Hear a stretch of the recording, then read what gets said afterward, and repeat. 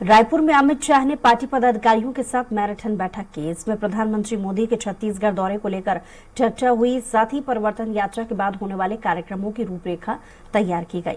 अमित शाह ने पार्टी नेताओं के साथ चुनाव को लेकर भी रणनीति बनाई और पिछली बार दिए गए टास्क की भी समीक्षा की।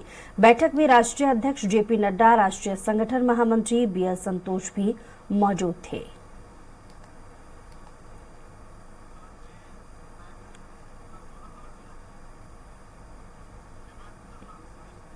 और इस पर ज्यादा जानकारी के साथ स्वराज संवाददाता हेमंत शर्मा हमारे साथ जुड़ गए हैं। हेमंत, एक तरफ अमित शाह आ रहे हैं छत्तीसगढ़, जहां पर वो मैराथन बैठकें लेंगे, और दूसरी तरफ प्रधानमंत्री नरेंद्र मोदी का भी कल बिलासपुर में दौरा है। समापन अवसर पर वो पहुंचेंगे।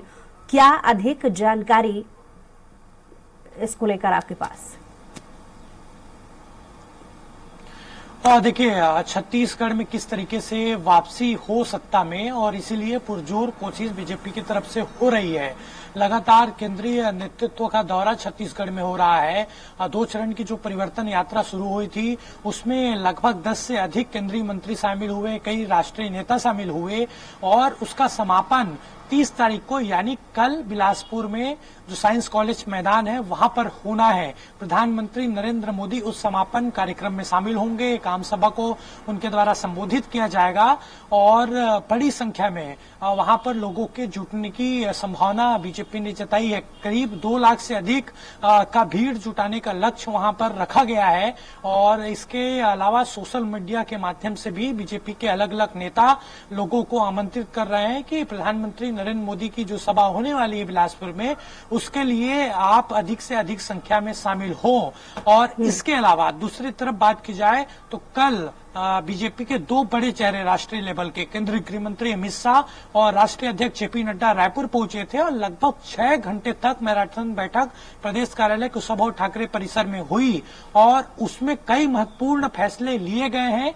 इसके अलावा तमाम जो बीजेपी के स्थानीय नेता हैं उनसे पूछा गया कि आप किस तरीके से चुनाव प्रचार कर रहे हैं, आपकी क्या तैयारी है। बीच बैठक में जब अमित शाह केंद्रीय जो गृह मंत्री हैं और राष्ट्रीय अध्यक्ष जेपी नड्डा, उन्होंने ये बात पूछा तो काफी जो नेता हैं, कुछ नेता हैं, वो हैरान हो गए थे।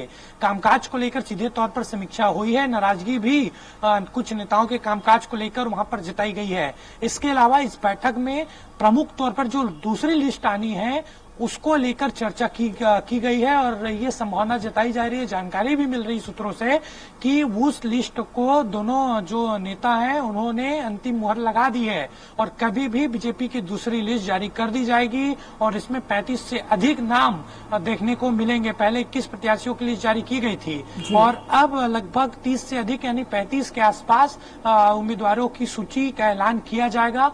इसके साथ साथ इस बैठक में प्रचार रणनीति पर भी पूरी गहन के साथ चर्चा हुई है। किस नेता का किस दिनांक पर, किस तिथि पर दौरा किया जाए, आचार संहिता लगने के बाद रणनीति किस तरीके से बीजेपी की होगी, तमाम चीजों को लेकर दोनों राष्ट्रीय नेता ने यहाँ पर बैठक ली है।